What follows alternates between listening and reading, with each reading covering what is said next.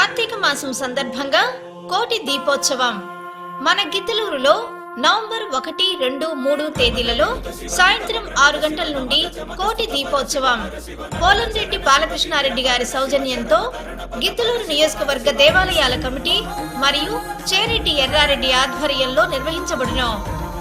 తేదీ 1/11/2025 శనివారం ఉదయం 11 గంటలకు కలశ మహోత్సవం జరుగును.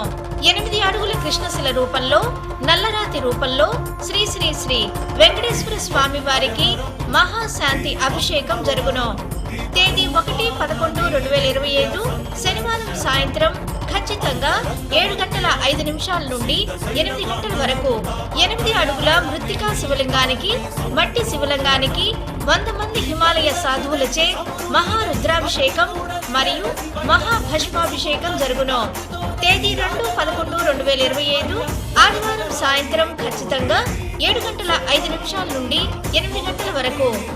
తేదీ 3/11/2025 సోమవారం సాయంత్రం రాత్రి 8 గంటల నుండి అయ్యప్ప స్వామి పడి పూజ జరుగును.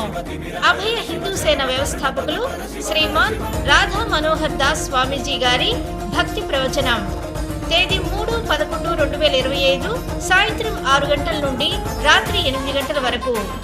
3 రోజులు రాత్రి 9:30 కోటి దీపోత్సవం కలదు.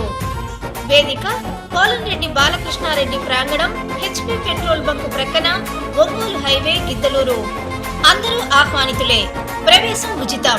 వివరాలకు చేరెడ్డి ఎర్రారెడ్డి, సెల్ 8790469322.